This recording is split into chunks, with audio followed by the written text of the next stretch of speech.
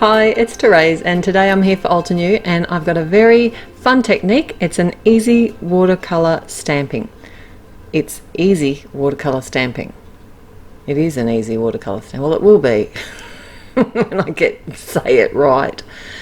What I've got here is a stamp set called Frosted Garden. It's the most beautiful floral stamp set and it's fairly solid. These images are a fairly solid style image and these are perfect for this technique. I have some watercolour cardstock. It's a fairly smooth one and I've cut it a bit larger than what I need because I'm not really sure how it's all going to go. So by doing this I can actually cut the piece that suits my card front the best when I'm finished, if you get what I'm trying to say. Anyway, what I've done is actually add markers. So these are just some normal markers. There are, I think they're the Tombow ones, and I'm adding them directly to the stamp. Now, photopolymer stamps don't particularly hold ink from the markers very well, but that doesn't matter because what I'm going for here is a really loose look, as you can probably already tell.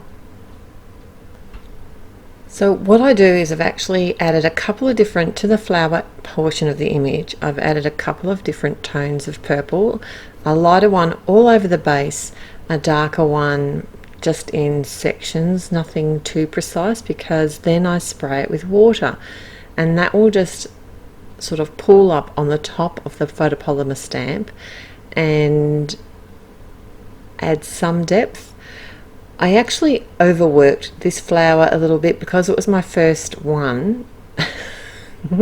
I kept working on it and I should have just sort of sat back, done one, done some more. I could have come back and always added some more after.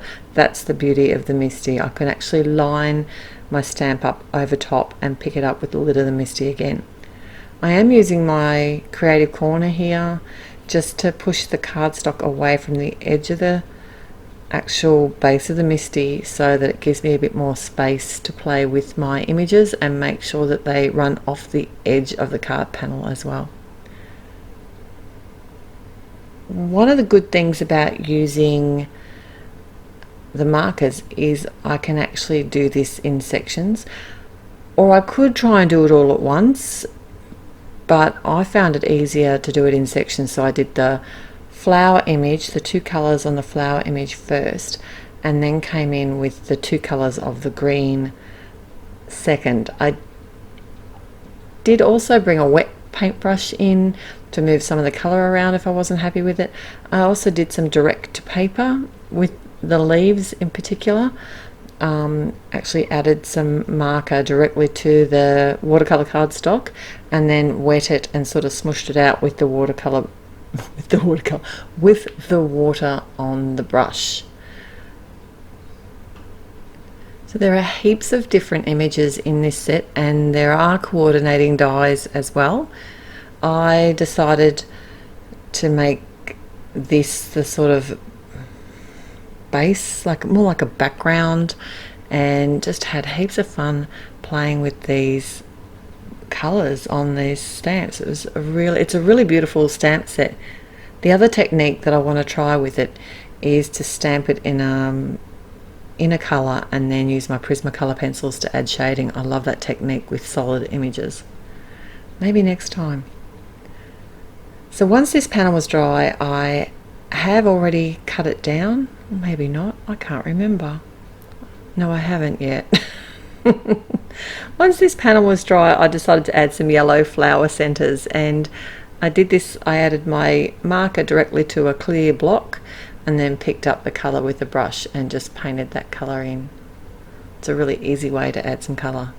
I let that dry and then I've used some Moon Rock, which is one of the dark grey inks from Altenew, and I'm adding some of the flower centers. Now these are in the stamp set as well, and there's some smaller and larger ones. I didn't fuss about which ones I used for what.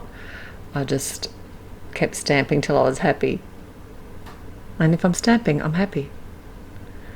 Alright, so my original plan was to do an inlay technique with the background panel, and that's what I eventually did. But for a minute there I thought I was going to actually die cut my letters.